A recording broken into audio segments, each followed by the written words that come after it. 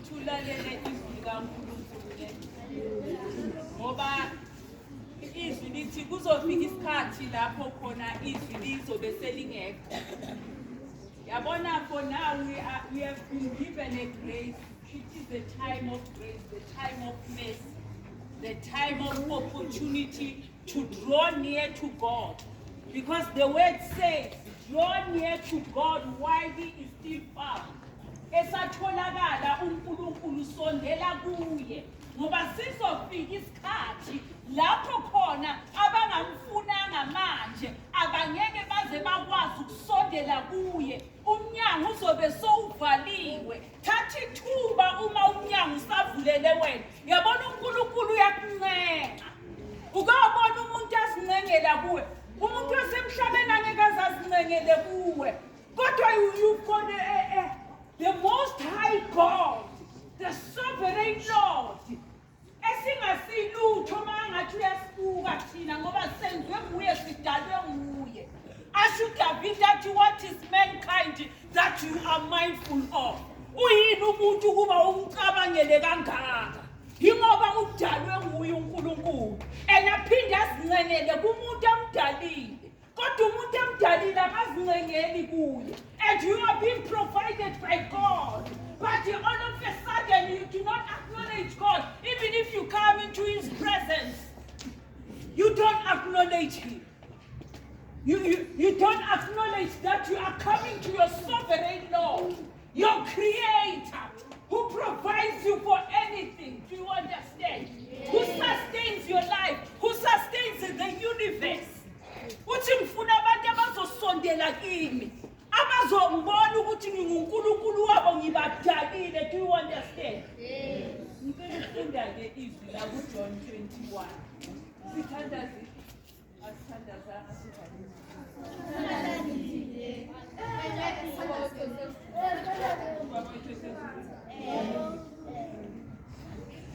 John 21.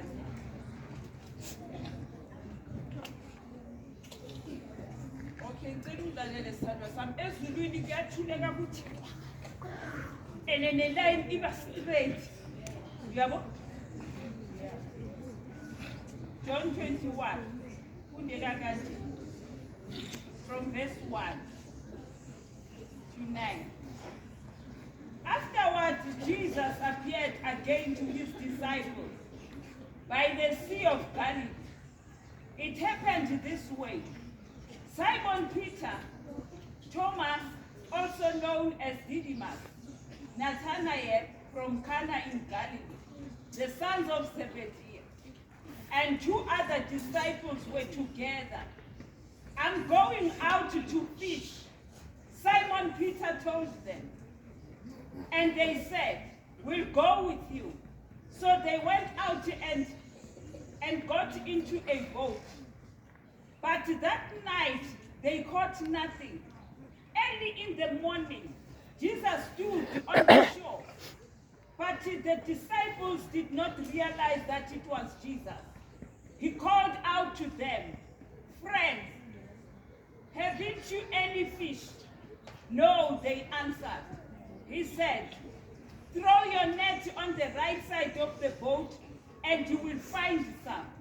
When they did, they were unable to haul the net in because of the large number of fish. Then the disciple whom Jesus loved said to Peter, it is the Lord. As soon as Simon Peter heard him say, it is the Lord, he wrapped his outer garment around him, for he had taken it off, and jumped into the water. The other disciples followed in the boat, towing the net full of fish, for they were not far from the shore. About 100 yards, when they landed, they saw a fire of burning coals there with fish on it and some bread. Father, I thank you for the public reading of your word. May you transform our hearts and our minds. In the name of Jesus, amen. Amen. You know, the word speaks about Jesus Christ. You know, you can do nothing without Jesus, because the word says everything that was done by him. You understand? When you read the book of John, chapter 1. Yes. So now Jesus Christ comes to restore a long-lost friendship. A long-lost friendship. Uza ukuzovuselela, uzobuyisana friendship. What is friendship? Ubungani. Yes, ubungani. Obudala bulahlekile, obudala buphukile. Because there was a time when Jesus Christ esezoyobethelwa esiphambanweni, ehamba nabafundi bakhe, esezoboshwa uJesu Kristu. Manje ukhuluma nabafundi bakhe uyabatshela ukuthi bhekani la uSathane unicelile to sift you like wheat, ukuthi alihlakaze njengokolweni, ukuthi lina lilahlekile ukholo lwenu, ningasabi nandaba noNkulunkulu. Wathi uPeter kuyena, Nkosi mina ngeke ngikwenze lokho. And then ngizoba nawe when you go to prison, even to the point of death. Nabanye abafundi bakhe basho the same thing. Wathi uJesu Kristu kuPeter, bheka Peter, before the cock crows, before ikhundela ikhala kathathu, uzongiphika wena kathathu. Do you understand? Manje lithi izwi, when Jesus Christ was arrested, abafundi bakhe bamshiya. Do you understand? Yabona kunalabangani abakuthanda ngoba kukhona into sabayenzela yona. Abasabona ukuthi kunamandla kuwe. Do you understand? But when days are dark, friends are few. Do you understand? And now, when days are dark, friends are few. But not with Jesus. Jesus is not that kind of a friend. And also he is a forgiving friend. Do you understand? And then shilo ngathi uJesu uyazincengela kubuntu noma emenzekani. Kwaba khona leso sikhathi uJesu Kristu eboshelwa ukuthi manje usezoyothathwa ayiswe kuma-court, ayiswe on the cross ayofela mina nawe.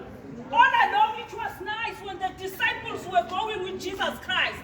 Bethembele kuye, bathi noma beyodoba amafishi, yazi yonke into yenzeke. Eyilo mngani lothi mayefika izinto zilangana. Kunalo mngani lothi, yazi noma engekho, kubonakala ukuthi ishimani makangekho izinto azihlangani. Kodwa mayekhona izinto ziyahlangana. Lithi izwi ku-Isaiah 52, how beautiful are the feet that brings good news. You know, when Jesus Christ set his feet into your personal space, he changes everything and he provides for you. Do you understand? Yes. And I need to share on Bamshi. They deserted him when days were dark for Jesus Christ. And uJesu Kristu tesebetheliwe esiphambanweni wavuka. Babengekho mayebethelwe esiphambanweni. Wathi noma eseyongcwatshwa bebengekho emngcwabeni wakhe bemshiya. You understand? Yes. And kwaba khona isikhathi lapho khona wayethi seke sengibotha uJesu Kristu. Bembuza imibuzo. While other disciples bemshiyile, kuthiwa uPeter yena wasala. Wahamba at a distance ngoba esaba ukubonakala noJesu Kristu. Ngoba engafuni kwazi ukuthi behamba naye. Do you understand? Esenamahloni ngaye. Uthi uJesu Kristu uma uba namahloni ngami, ney'ngilosi zizoba namahloni ngawe ngesikhathi sokugcina. Do you understand? Wabhayi abantu kumele bangene embusweni kaNkulunkulu bahlale naye. But wena ngoba ungamfunanga waba namahloni ngaye, kuthiwa nawe uyovalela umnyango. Do you understand? But Jesus Christ gives us a second chance. Sebemshila ama-disciples wakhe esebetheliwe esiphambanweni esifele konke wanqoba konke, ngelanga lesithathu wavuka. He resurrected. Do you remember when I said when he resurrected wangena enkazimulweni yakhe, ngoba inkazimulo yayisusiwe angithi esiphambanweni. Kodwa uthe mayevuka wavuka wangena enkazimulweni yakhe. Manje wayeyazi ukuthi abafundi bakhe njengoba bemshiyile abasekho enkazimulweni yakhe, angeke bawubone umbuso kaNkulunkulu. Wayesefuna ukubabuyisela umbuso kaNkulunkulu. Do you understand? Wayefuna ukubabuyisela inkazimulo kaNkulunkulu. Kuthiwa one time the disciples lasifunde khona kuJohn 21, kuthiwa bebebodwa uJesu Kristu engekho. Kuthiwa uPeter wathi asambeni, wathi uPeter mina ngisahamba ngiyodoba amafishi. Kuthiwa the other disciples nabo bathi sizohamba nawe. Bafika lapho emanzini badoba amafishi kwangadobeka izinto zangahlangana. Angithi uJesu akekho manje ohlanganisa izinto othi mayekhona izinto zihlangana bangadoba lutho bathi bayazama ngemizamo yabo. Kunezinto ezothi uzama ngemizamo yakho ubekele uJesu eceleni izinto bese singayenzeki. That is why it is important that you pray to Jesus. Ukuze ukwazi ukufunda, do you understand? Ukuze ukwazi ukuba umntwana oqotho olalela abazali, olalela ngisho nabothisha. Kodwa uma uthi ubekele uJesu eceleni uzothi noma uyafunda usathane uma ekuhlasela kuhlaseleke. Do you understand? Uma ngabe ungaphasi ungaphumeleli ngoba ubekele uJesu eceleni then usathane ula uyakufuna. Do you understand? Kodwa kwenzeka isimanga kuthe that night bengazange badobe lutho. Hey, wafika uJesu Kristu man. The boss is back. Now he comes. He set his feet. The beautiful feet that comes into your personal space. That comes when things are dark in your life. You know not when other friends make cheer when days are dark. But Jesus Christ comes when days are dark. Do you understand? Uma ngabikho izinto ezingahlangana empilweni yakho uyafika futhi uJesu. Akakubaliseli futhi ukuthi kwamshiya ngoba usakunika ithuba. Usazincengela kuwe. Uma ungamfuni uyafika yena. Athi akuhlangani nanje ngokufunda na. Ayikho into izwayo. Akukho okuhlalayo uma ufunda kungena ngapha kuphuma ngapha. Ebese uyafika. Ebesazokusiza. Do you understand? Kuthiwa wafika ngoba Jesus Christ calls us his friends. Usibiza ngokuthi singabangani bakhe when we believe in him.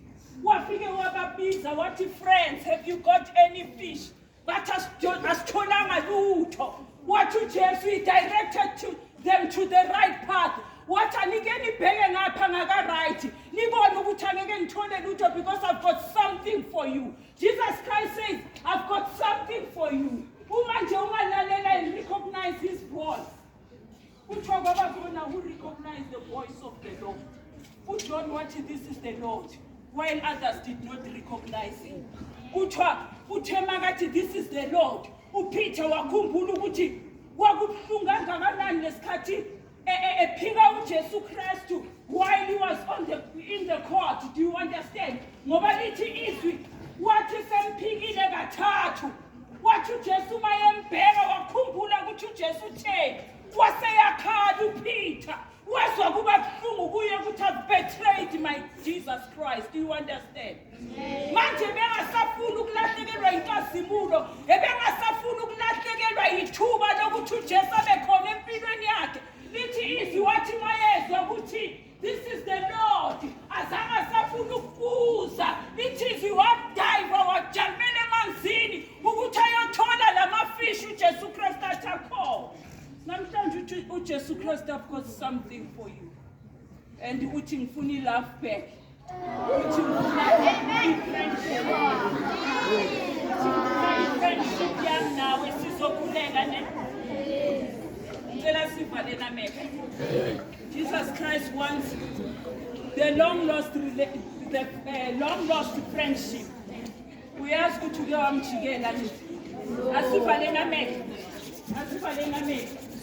Mangabe uyazi ukuthi bombekele eceleni ungasakhuleki sozenzela ngamandla wakho, ufunda ngamandla wakho. Uthi namhlanje ngikhona ngikunika i-second chance.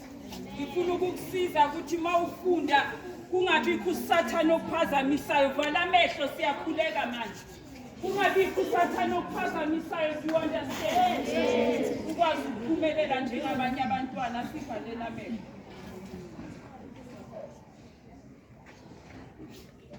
uNkulunkulu Baba, uNkulunkulu Baba, uNkulunkulu Ndodana, uNkulunkulu Ngcwele, uNkulunkulu Moya Ngcwele. Ngiyabonga Nkosi. Ngiyabonga Nkosi. Ukuthandwa nguwe. Ukuthandwa nguwe. Ukungilandelela. Ukungilandelela. Noma ngingakunaki uyangilandelela. Noma ngingakunaki uyangilandelela.